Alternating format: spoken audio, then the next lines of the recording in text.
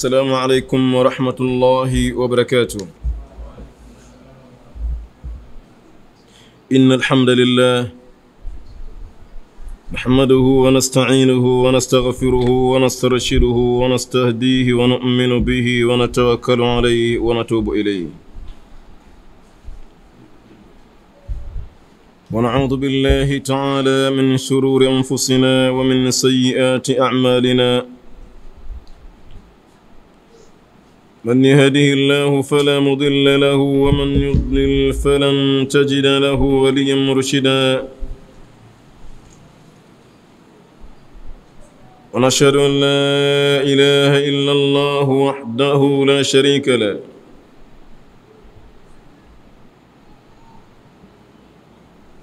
نشهد أنه قد بلغ الرسالة وأدى الأمانة ونصح الأمة وجاهد في الله حق جهاده حتى أتاه اليقين. أما بعد، فإن أصدق الحديث كتاب الله تعالى، وخير الهدى هدى محمد صلى الله عليه وسلم، وشر الأمور محدثاتها وكل محدثة بدعة وكل بدعة ضلالة وكل ضلالة في النار. اللهم إنا نعوذ بك من عذاب النار. أيها السادة الأعزاء، أوصيكم ونفسي أولا بتقوى الله سبحانه وتعالى.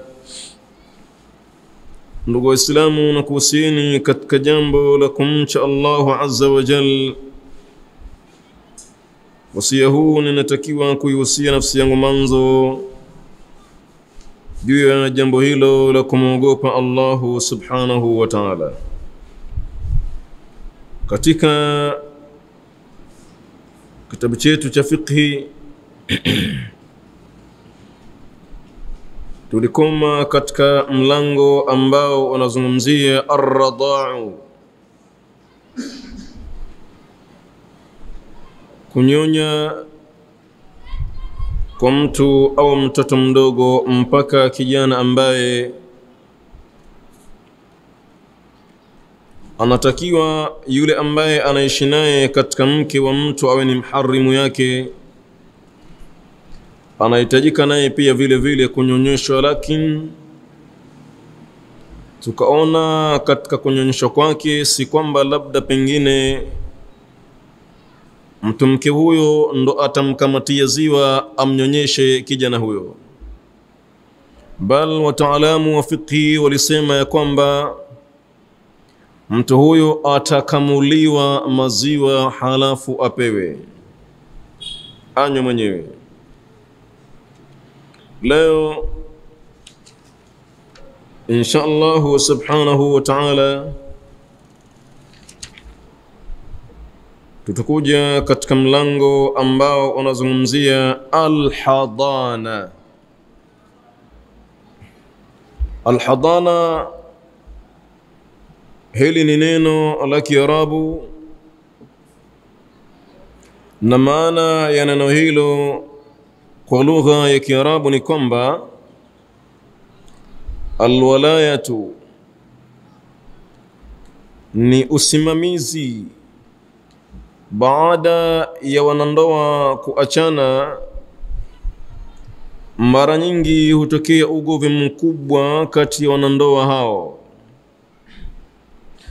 Mara nyingi mizozo inakuwa inatokezea, mume akafika pahala ya kupanic kutaka kwamba watoto wake wote apewe yeye, na kwa sababu amekasirika, ingawa hawezi kabisa mwenyewe, lakini kufikia pahala akawadai,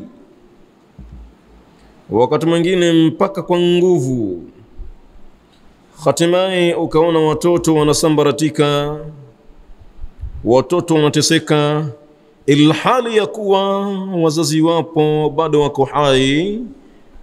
Sasa alhadanatu unastahiki kwa nani hasa? Iwapo imetokezea shiqaqu bainahuma, mgongano, mzozano kati ya wanandoa wawili, ulezi hasa, usimamizi hasa wa mtoto ambaye ni mdogo kabisa, anatakiwa awe nao nani? Alhadanatu, neno alhadana maana yake ni alwalayatu, ni usimamizi na ushughulikiaji. Ala tifli, usimamizi huu kwa hakika uko juu ya mtoto, litarbiyatihi, kwa ajili ya kumlea mtoto huyo. Baba hawezi kabisa kumshughulikia mtoto mdogo kabisa, kumlea, kumkogesha, kumfanyaje, kumfundisha hata tabia, lugha, namna gani yaseme. Hawezi kabisa baba mtu, hilo jambo hakika analo mama mtu. Alhadanatu huwa alwalayatu ala tifli, ni usimamizi juu ya kumsimamia mtoto, ala tarbiyatihi, juu ya kumlea mtoto huyo, wa tadbiri shuunihi, na hata kupangilia mambo yake, namna gani aweze kwenda chooni, anapofika chooni afanyeje. Ulezi huo kwa hakika unategemea kwa mtu ambaye ni mtaalamu, ni mama.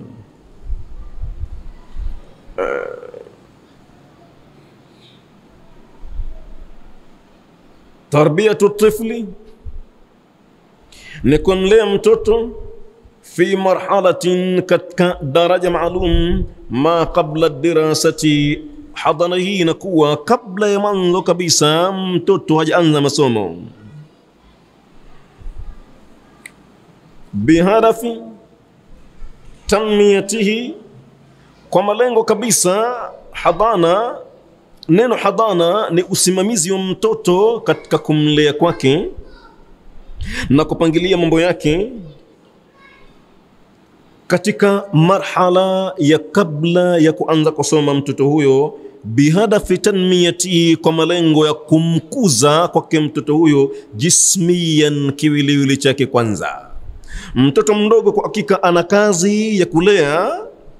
Wale waume ambao wanashughulika na mambo hayo ndo wanaona kwamba kumbe wanawake wanapata kazi sana. Anatoka mwanamke na mtoto masafa marefu, anakwenda naye hospitali, mtoto anakohoa, homa taabani, baba mtu ana habari, pengine amekaa maskani, pengine anapirika zake, anatembea tu ovyo, pengine mwenyewe ameshughulika na mpira tu. Hukuma mama mtu anashughulika na mtoto, pahala padawa mtoto kuwa na afya, amjue kwa nini, mbona sasa hivi amebadilika, mbona uso sasa hivi ushakuwa kunjana, kuna mambo gani, mbona sasa hivi mwili sasa ushakuwa tayari unaanza mabakamaka. Mama mtu anagundua kuna jambo gani hasa, yeye ndo anatakiwa kumlea mtoto huyo. Bihadafi tanmiyatihi, kwa malengo ya kumkuza mtoto huyo jismiyan, kwanza kiwiliwili chake. Usiona kwamba anahuika ni kwamba mama amefanya kazi kubwa mno. Baba kazi hiyo haiwezi kabisa, anapuuza kabisa. Mtoto akianza dalili tu za kuharisha, basi mama anajua kwamba hapa kinyesi hichi cha namna gani, mbona kimekuja rangi kijani. Mama anajua kwamba huyu amepata kitu kadhaa, pengine amepita mtu ambaye amefanya uchafu wa zinaa, akapata jasho lake lile, joto lake lile, mtoto akadhurika. Basi mama mtu hayo yote anakuwa anagundua. Wa akliyan, na hata kiakili, akimwona kwamba mtoto wake anaanza kumpa baadhi ya vitu, sema hichi kitu gani hichi, anamwangalia kwamba mtoto huyu akili yake ipo katika masomo, katika uandishi, basi anamtazama mama mtu, mtoto yukoje kiakili.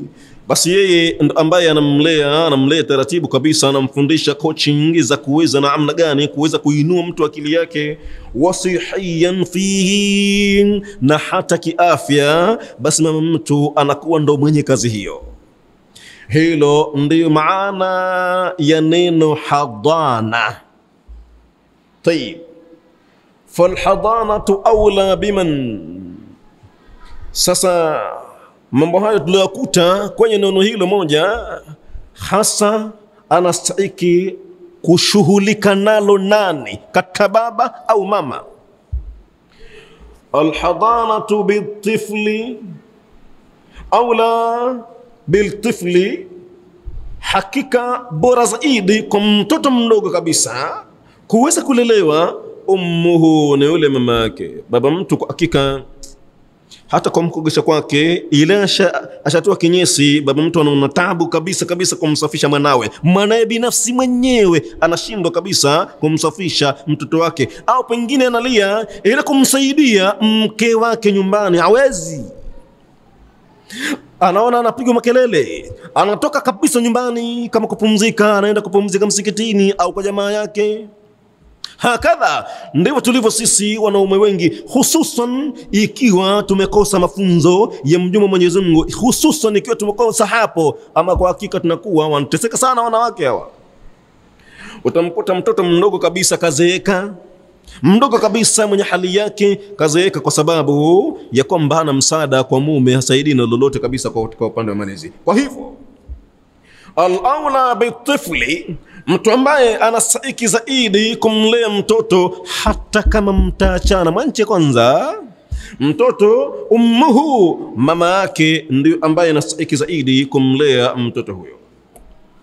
Malam tunkah, mama ambaye wakati ambapo hajaolewa bado, basi anahitajika kwanza, kama mshaachana mwachie amlee mtoto kwanza.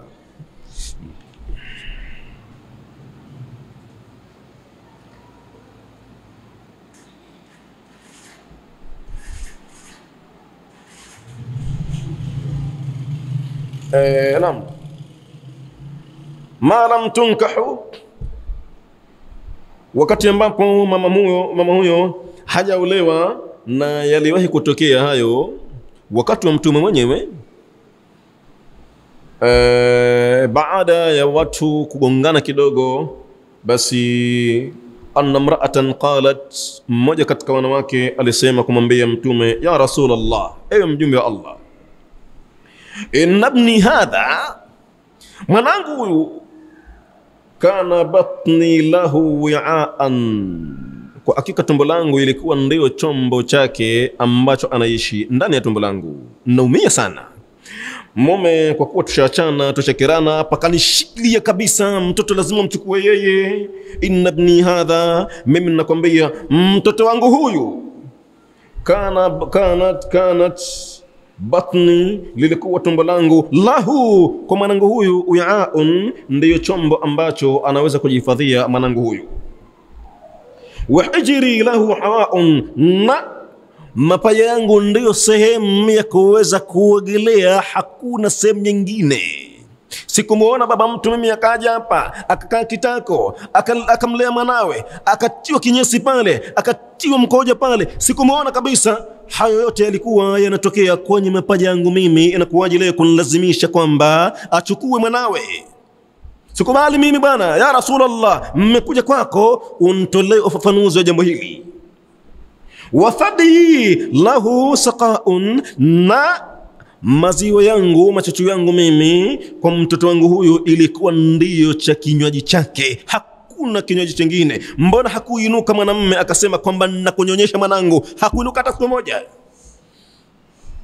Wazaama abuhu, na amedai baba yake, annahu, kwamba yeye, yanzi'uhu an minni, atamchukua kutoka kwangu mimi kwa nguvu, atamtoa kwangu mimi kwa nguvu akaishi naye. Hili jambo kwa hakika mimi sijakubaliana nalo, kwa sababu ninajua wanaume hawana malezi hivyo. Wanaume hamjui kwamba mtoto huyu akishakuwa tayari anahema uhemaji ambao sio kawaida, yeye hajui kabisa, ataona ni jambo la kawaida tu.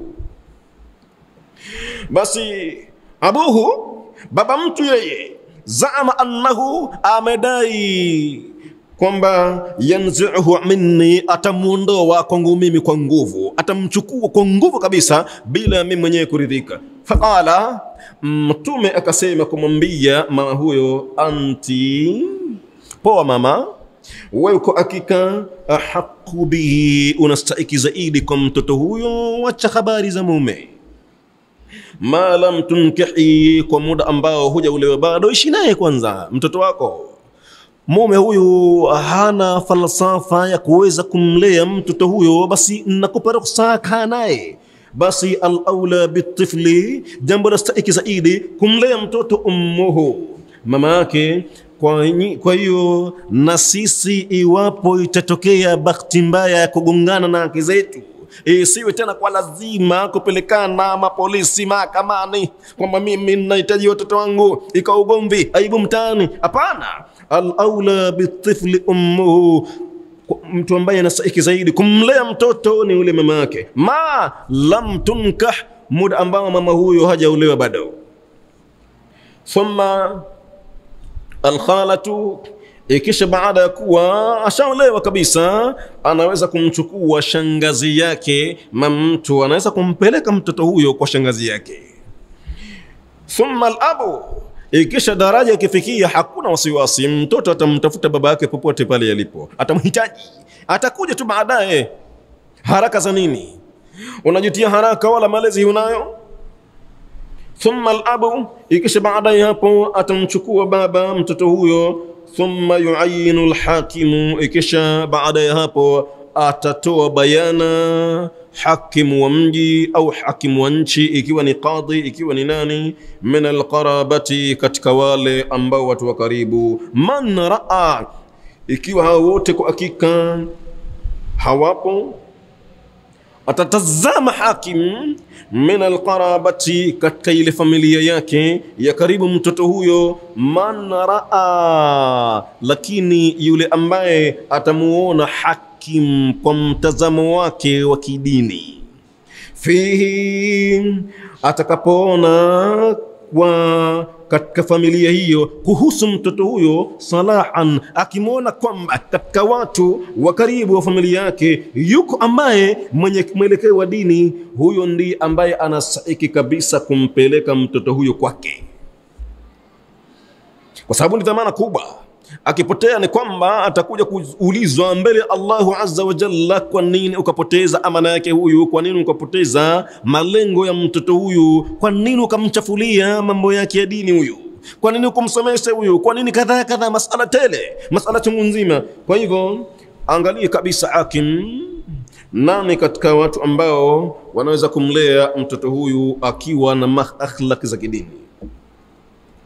Wa baada bulughi sinni istiqlal, na baada ya mtoto kufikia umri ambao wa kutulia sasa, ashakuwa makini kabisa, ashajiweza mwenyewe, yukhayyaru, ashakuwa tayari mwenyewe, anapambanua, ana akili kidogo, atakhiyarisha mtoto.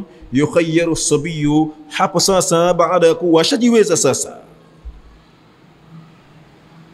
ashakuwa mwenyewe, anajiweza baadhi ya mambo, atakhiyarisha sasa mtoto baina abihi, kati ya kwenda kuishi kwa baba yake, wa ummihi, na kati ya kwenda kuishi kwa mama yake. Atakhiyarishwa wapi unapenda kuishi, kwa mama yako au kwa baba yako.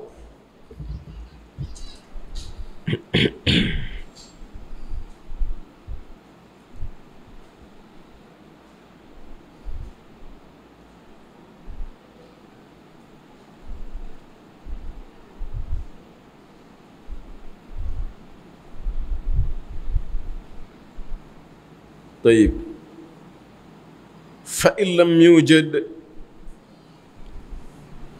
ikiwa hakupatikana wa kumlea,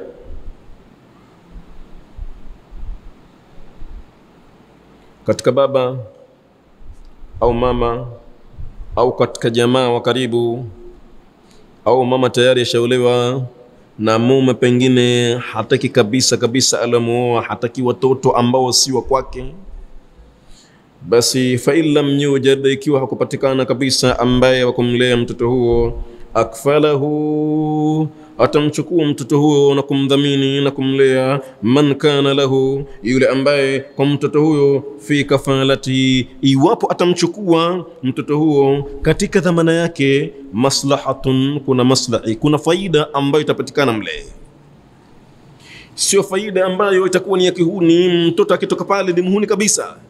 Hapana, watoto kwa hakika saufa tusaluna anhum, takuja kuulizwa. Kwa hivyo amtafutie mtoto wake yule ambaye atamlea malezi yaliyokuwa mazuri, na anapokosa mtoto malezi yaliyokuwa mazuri kabisa, akipelekwa sehemu ambayo mbaya, anaweza kuja kumkataa hata mama yake, kumwambia mimi wewe si mama yangu na utanikoma na ninakuhama kabisa hapa, na asitokee hayo.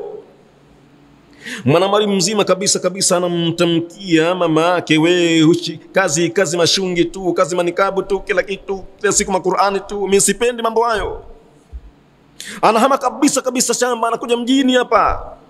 Mwanamali mzima anategemea baadaye mama yake amfanyie ndoa.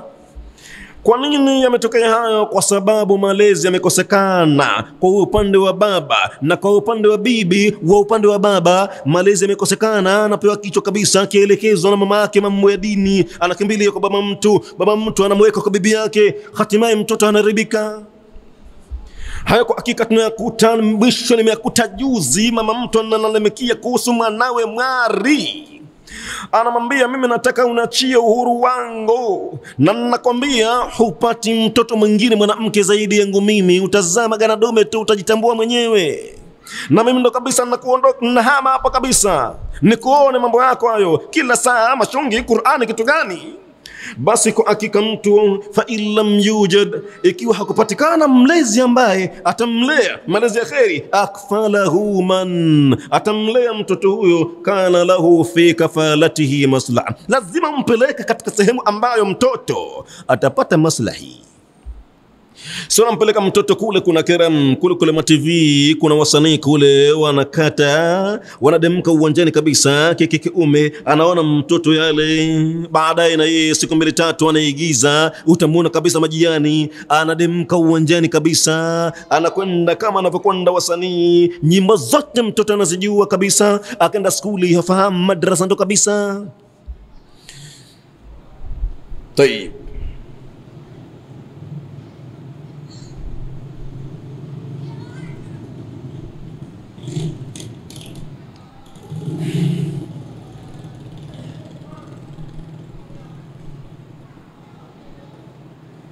wa amma, tuangalie faida kidogo ambazo ilitokea migongano kidogo kwa upande masahaba kuhusu al-khala aula baada al-ummi, kwamba shangazi ni bora zaidi baada ya mama. Hadithi ya al-Barra ibn Azib fi sahihaini, tuchukue kidogo maneno ya al-Barra ambayo yako katika vitabu viwili, anna ibnata Hamza, ya kwamba mtoto wa Hamza mwenyewe, ikhtasama fiha Ali, waligombana kabisa kuhusu mtoto huyo, mtoto wa Hamza. Wa Jaafar, na Jaafar waligombana naye Ali. Wa Zaid aligombana naye. Faqala Ali akasema, ana ahaqu biha, mimi mtoto huyu nastahiki zaidi kumlea kuliko wewe Jaafar, kuliko wewe Zaid, mimi nastahiki zaidi. Hiya ibnatu ammi, kwa sababu huyu ni mtoto wa ami yangu, mimi nastahiki zaidi kumlea. Wa qala Jaafar, na Jaafar na yeye wote ni masahaba, akasema binti ammi, naye pia mimi ni mtoto ammi yangu. Wa khalatuha tahti, na shangazi yake yuko chini yangu mimi, yuko katika mamlaka yangu. Wa qala Zaid naye akasema ibnatu akhi, huyo ni mtoto wa kakaangu mimi kabisa.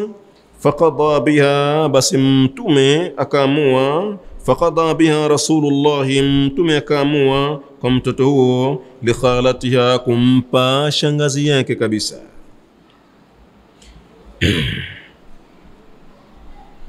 Waqala, na akasema, akaambia masahaba walikuwa wanagombana pale, al-khalatu bimanzilati al-ummi, shangazi yuko katika daraja ya mama, kwa hivyo mchukue wewe Jaafar, mchukue nenda naye.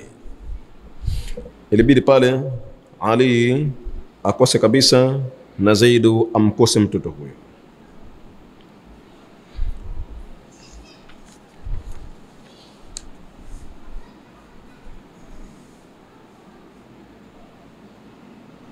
Kuhusu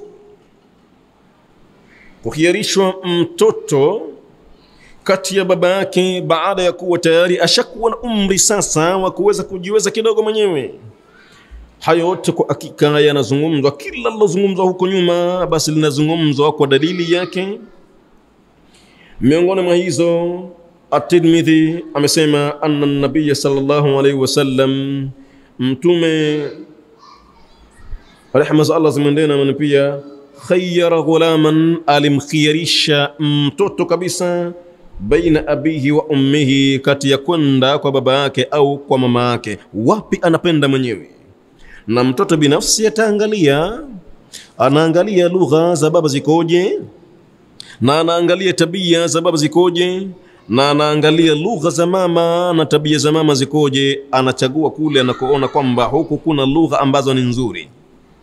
Na wengine ikiwa sehemu ambayo anaelekezwa katika mambo ya dini, anakimbia kabisa mtoto.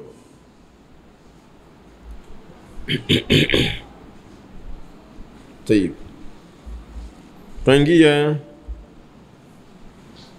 katika mlango mwingine ambao huu utakuwa unazungumzia al-bay'u, masala ya kuuza na kununua katika sheria hii ya dini.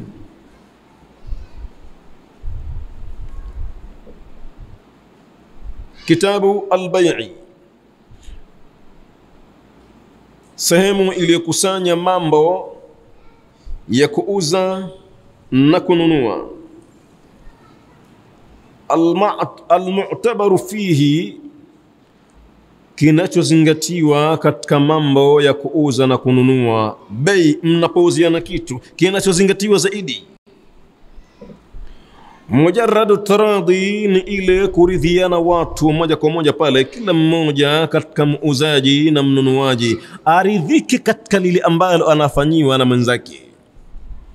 Mnunuzi aridhike kabisa na muuzaji aridhike. Mara nyingi kwa hakika anaumia yule mnunuaji, na wakati mwingine upande mwingine anaumia yule muuzaji. Kwa hakika kila mmoja katika hawa asimdhuru mwenzake. Mfano, wanaweza kwenda watu wachuuzi baharini kule Madauni wakanunua samaki kwa bei takhfifu kabisa, bei nyepesi kabisa. Akija mitaani huku anakula kiapo kabisa na kusema kwamba samaki huyu mimi nimempata kwa bei ghali sana, samaki anunuliki, kumbe kule kampata bure. Wengine anagaiwa mtu, lakini akisifia huku bwana viapo vingi, yani kwa hakika anasumbua wenzake, anatesa wenzake. Mtu uchungu shida anakuwa ndo hivyo hivyo anachukua tu, lakini kwa hakika hakuridhika mtu vizuri kabisa. Au mwingine anapangiwa mafungu ya tungule pale, zile ambazo ni nzuri zinawekwa juu, ikiwa ni mbovu kidogo kule kubovu kunaelekezwa chini. Limradi akifika nyumbani kabisa mtu anakasirika, anagomba kabisa, hakuridhika kwa kitendo alichofanyiwa. Kwa hivyo al-mu'tabaru fihi, mazingatio, kinachozingatiwa katika masala ya kuuza na kununua, mujarradu taradhi, na ile umoja kwa moja ya watu wote wawili kuweza kuridhiana, kila mmoja katika mnunuzi na muuzaji waweze kuridhika katika kile ambacho wanauza na kununua.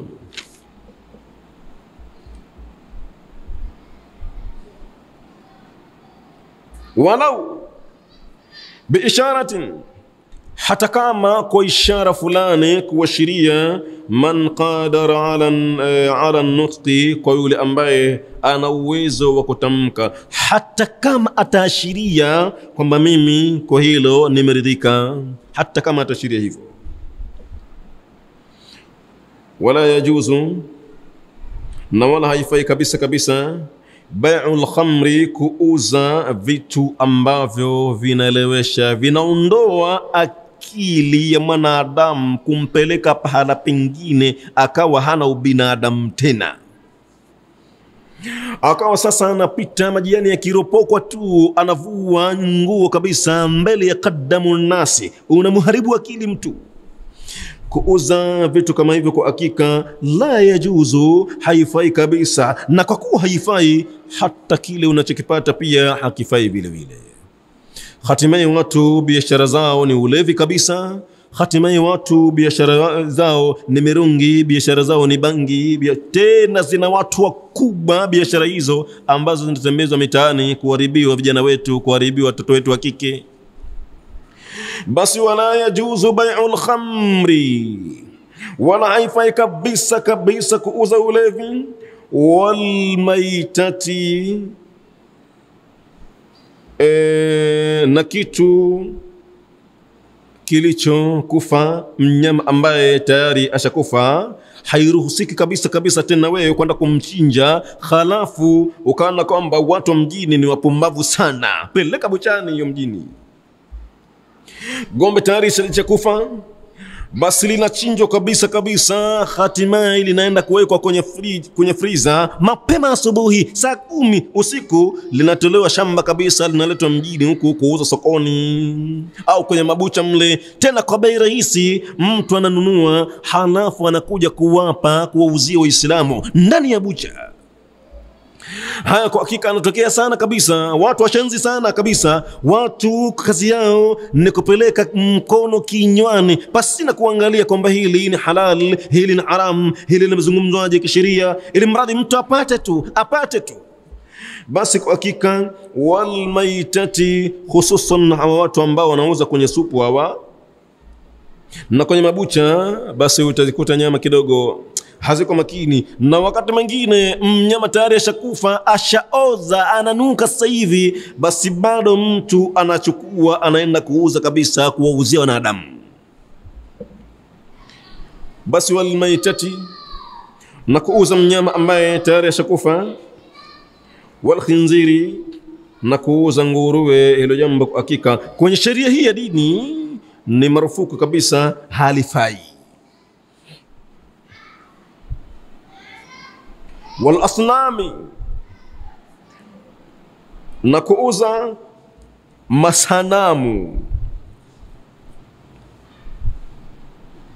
kuuza au kununua yale masanamu. Hilo jambo kwa hakika kwenye sheria hii ya dini halifai kabisa kabisa. Pita utembee kwenye majumba ya Waislamu, yani Mwenyezi Mungu amemruzuku mtu mtoto, basi haoni kitu cha kwenda kumtafutia yeye ila mtafutie sanamu, ikiwa ni la mbwa au na mtu, atamuwekea pale ndo ucheza wake ule achezee mwenyewe. Basi kwa hakika wala sanami, na kuuza masanamu, wal kalbi, na hata mbwa pia vile vile haifai kabisa kuuza mbwa au kununua mbwa. Labda almuallama, yule ambaye amefundishwa, anajua kabisa kufundishwa, amefundishwa mambo kadhaa, akitumwa pahala anakwenda akifanya hivi kwa ajili ya kitu hichi, basi huyo naam, labda hapo kwa ajili ya faida. Lakini mbwa kama mbwa, basi ala yajuzu bai'ul kalbi, haifai kabisa kabisa kuuza mbwa. Wasannur, na sannur, sarun ni nini? As-sannur ni katika jamii ya wanyama ambao wenye makucha makali, kama vile simba, kama vile chui, kama vile paka, kama vile ngawa. Hawa nao pia vile vile hairuhusiki kabisa kabisa kuweza kununua au kuuza wanyama wa namna kama hiyo. Wadamu, na kuuza damu,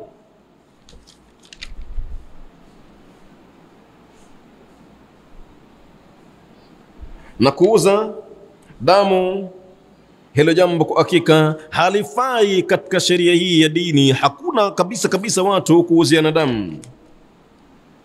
Wa amma kaunuhu la yajuzu bai'ul khamri wal maitati wal khinzir wal asnami, ni kwa sababu ya maneno ya Mtume sallallahu alayhi wasallam katika maneno ambayo ameyapokea Jabir fi sahihaini, annahu sami'a sallallahu alayhi wasallam alimsikia Jabir mtume akisema inna Allaha, hakika ya Allahu yeye, harama bai'a al-khamri, ameharamisha kabisa kabisa kuuza ulevi, kwa sababu rijsun min amali shaitani, ni uchafu tena ni kazi ya shaitani. Angalia mtu anapokunywa ule ulevi anakuwaje. Wal maitati, na Allah ameharamisha kuuza mnyama aliyekufa, ukamweka buchani, unajua kabisa unawapa wenzako mzoga, unajua hilo. Wal khinzir, na pia vile vile kuuza nguruwe, wala asnami, na kuuza masanamu. Hadithi hiyo akhrajahu al-Bukhari, ameitoa al-Imam Bukhari. Na kuhusiana na bai'u al-kalbi was-sanur, Mtume sallallahu alayhi wasallam naha, amekataza kabisa Rasulullah sallallahu alayhi wasallam an thamanil kalbi, ile thamani ya mbwa amekataza kabisa Mtume. Kwa hivyo wadami, na kuuza damu, haifai kabisa kabisa mwenzako unamuuzia damu. Wa asabu al-fahli, na pia vile vile kuuza asabu al-fahli. Asabu al-fahli ni nini? Asabu al-fahli maana yake ni kwamba wewe una ng'ombe wa kike, mwenzako ana ng'ombe dume, na sasa ng'ombe wako ashahitaji sasa kupata ujauzito, kupata mwenziwe. Unataka kumbebesha ujauzito, kile kitendo cha kubebesha ujauzito na ng'ombe dume, wewe ukasema kwamba nitakuuzia mimi, ya maana yale maji ambayo anatoa yule ng'ombe dume, haya mimi ninakuuzia. Hiyo ndiyo asabu al-fahli. Hilo jambo pia mjumba Mwenyezi Mungu amelipiga kabisa marufuku halipo, kwamba ninakuwazima dume huyu kwa kiasi fulani cha pesa, au ninakuwazima jogoo huyu kwa kiasi fulani cha pesa. Hilo jambo katika sheria hii ni kwamba jambo ambalo halipo.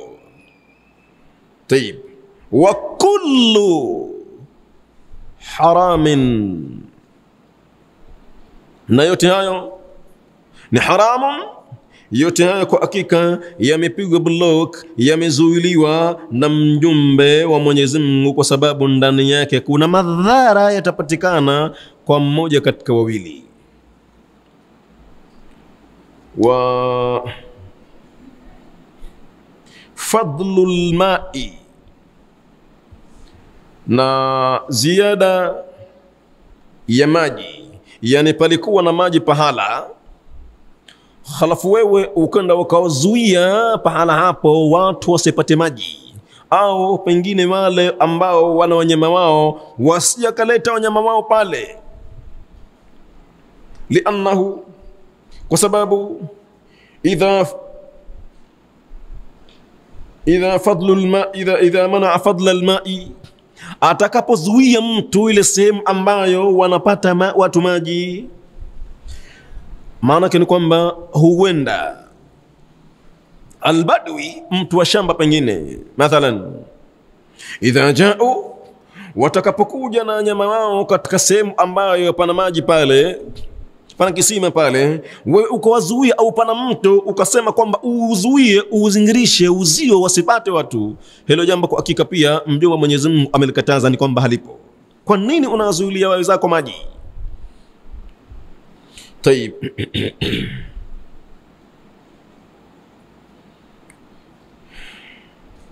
wama fihi ghararun, na hata yale bile biashara ambayo ndani yake mtakuwa na udanganyifu, yani unamuuzia mwenzako biashara ambayo ndani yake kuna ubabaishaji, hapo pia vile vile ni haramu kabisa biashara kama hiyo kuweza kumuuzia mwenzako, na ndo zimejaa biashara kama hizo. Kasamaki, kama vile samaki, mtu kumuuzia samaki, lakini samaki huyo yuko wapi? Fil ma'i, yuko baharini, bado unamuuzia samaki. Mimi bana nakuuzia samaki aina fulani pahala fulani baharini kule, Huu kwa hakika ni udanganyifu, ni samaki ambaye hajulikani alipo. Wa hablul habla, na kumuuzia mtu mtoto wa ngamia au mtoto wa mbuzi au mtoto wa ng'ombe au mtoto wa kondoo au mtoto pia vile vile wa kuku. Mtoto huyu wa ng'ombe au mbuzi au kondoo au ngamia au farasi yuko wapi? Yuko kwenye tumbo la mama yake, hajazaliwa bado, unamuuzia. Mimi huyu nakuuzia kwa kiasi kadhaa. Hajajulikana kwamba mnyama huyo, mtoto huyo atakuja pengine na kilema, atakuja ashakufa, atakuja yukoje. Wewe unamuuzia mtu kabisa. Mjumbe Mwenyezi Mungu jambo hilo akalipiga marufuku kwamba hakuna ruhusa hiyo, na hayo yote kwa hakika yalikuwepo wakati wa jahiliya huko Makureshi wa Arabu wakiuziana biashara kama hizo. Anauziwa mtu mimba, mnyama na mimba, basi mtu anauziwa pale pale, na pengine huyo atakayezaliwa mpaka awe na ujauzito tena azae mnyama mwingine, huyo watatu ndio anakuja kuuziwa yeye mtu, na anakubali mtu kutokana na ujinga aliokuwa nao kabla sheria ya Mwenyezi Mungu haijaja. Ilipokuja sheria hii, mjumbe wa Mwenyezi Mungu akayaona, akayapiga marufuku, kwa sababu watu walikuwa wananyang'anya sana. Baada ya kuja Muhammad ndio watu wakastaarabika. Tayib. Wal munabadha, na neno almunabadha, biashara ya almunabadha. Almunabadha ni kitu gani? Almunabadha huwa ni huku an yanbudha rajulu, ni kutupa kabisa mtu ila rajuli, kumtupia mwenzake thawbahu, nguo yake kabisa, anamtupia mtu nguo. Wayakunu dhalika, na kuna kuwa huko katika kutupiana bainahuma, kati ya wili hao, bighairi nadharin, kabla pasina kuitazama nguo ile ikoje, nimeipenda mimi au sikuipenda. Yani anatupiwa mtu nguo pasina kuangalia wala taradhin, wala kuridhika mwenyewe. Nguo ile pengine labda ameipenda, haina viraka, nguo ile ni nzima au mbovu kabisa, anarembelewa mtu, chukua nguo hiyo, anauziwa kwa kiasi kadhaa. Hiyo huitwa biashara almunabadha, biashara ya kurembeleana nguo au kitu ambacho hujakiona ndani yake uhalisia wake, wala hukuridhika nacho, unaambiwa toa pesa. Biashara hizo zote kwa hakika zilikuwa kwa upande wa Arabu huko. Wal mulamasa, na biashara almulamasa, yani ni kwamba mtu kuweza kugusa ile nguo. Yani zimepangwa nguo hapo, utakayogusa au pengine bidhaa zozote zile za vyakula, kitu gani, ukigusa tu kwamba unatoa bei ya nguo ile pasina kuifungua, kuiangalia. Ukishagusa tu ni kwamba wewe unatoa pesa na unachukua nguo hiyo.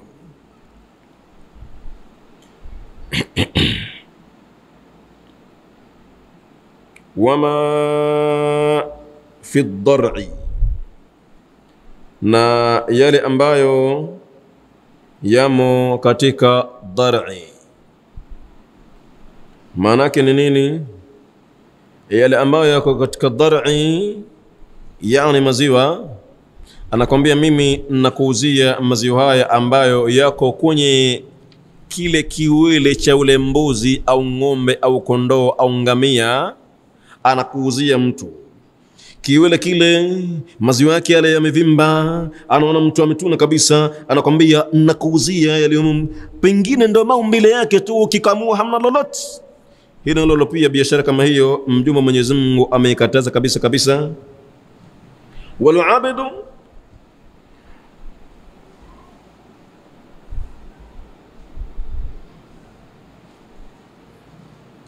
wama fi dhar'i, na yale ambayo yako katika dhar'i. Katika sehemu hii kuna namna mbili. Namna ya kwanza,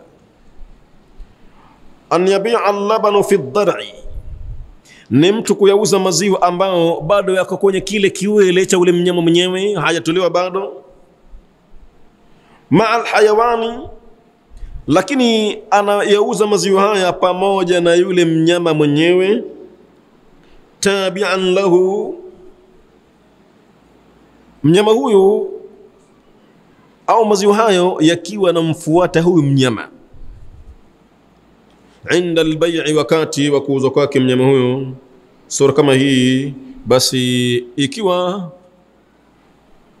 anauzwa mnyama na yale maziwa, pengine mtu amevutika kabisa kabisa, hayauzi maziwa matupu na mnyama mwenyewe, na mtu kavutika, basi kwa namna kama hii, maziwa kama haya, basi wanachuoni wakajuzisha kwamba inafaa.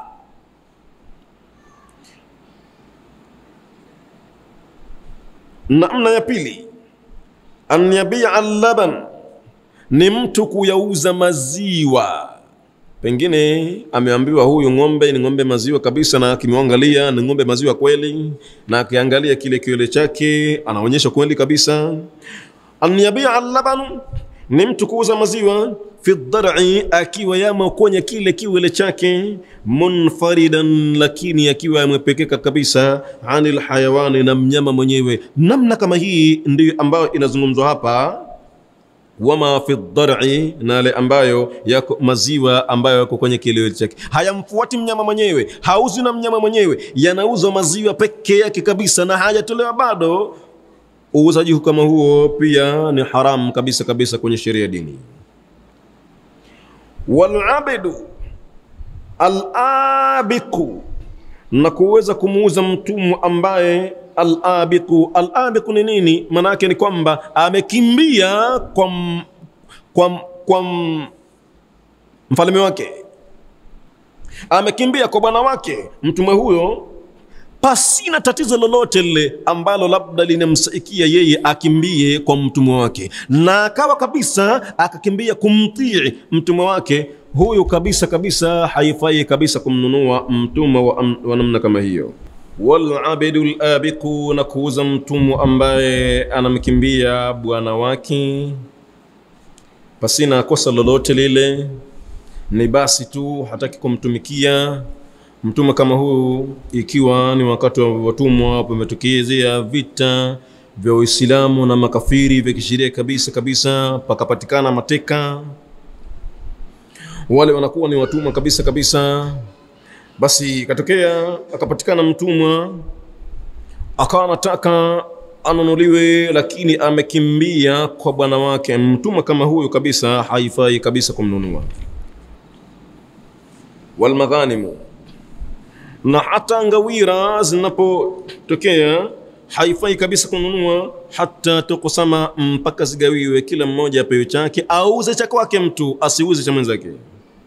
Wathamaru, na kuweza kuuza matunda, hata yasliha, mpaka yafikie uwezo wake wa kupea. Hairuhusi kabisa kabisa kuuza matunda ambayo hayapea bado.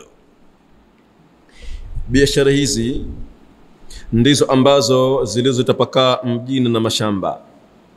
Bali mashamba mara nyingi wanakuwa wanachimba mashimo kabisa, ikiwa ni ndizi wanachimba mashimo, halafu wanapiga moto kabisa, ili zikifika mjini zionekanike kwamba hizi tayari karibuni iko iva. Kumbe ni ubabaishaji, ni ujanja tu mtupu kabisa. Chukua mapayasi, kwa hakika anachuma machanga kabisa, ukiliona limeiva ndani limeoza kabisa, ili mradi kwa hakika maembe, ukija machungwa ndo hivyo hivyo. Basi kwa hakika wathamaru, na kuuza matunda, hata yasliha, mpaka yawe safi, yafikie sehemu ya kupea. Mnunuzi atakuwa anapata madhara, lakini wewe muuzaji utakuwa unapata madhara makubwa zaidi mbele Mwenyezi Mungu. Atakuachia. Kwa nini ukawauzia wenzako biashara za ubabaishaji namna kama hii? Ukiyapiga mafenesi moto kabisa, ukiyapiga ndizi moto au maembe moto, ni kwamba wewe unajipalilia moto mbele ya Mwenyezi Mungu Subhanahu wa Ta'ala. Yasubiri kwanza, au yasubiri mpaka yapee matunda, ndo kwani una haraka nini? Wasufu, na kuweza pia kuuza manyoa fi dhahari, manyoa ya mnyama yale, basi yale pia ni kwamba mnyuma Mwenyezi Mungu amekataza. Pengine watu wataka wanunue yonda akatengeneze nywele za bandia, haruhusiki kabisa kabisa. Kwa leo insha Allah tufikeni hapa, tutakuja kuendelea wiki ijayo. Subhanakallahumma bihamdik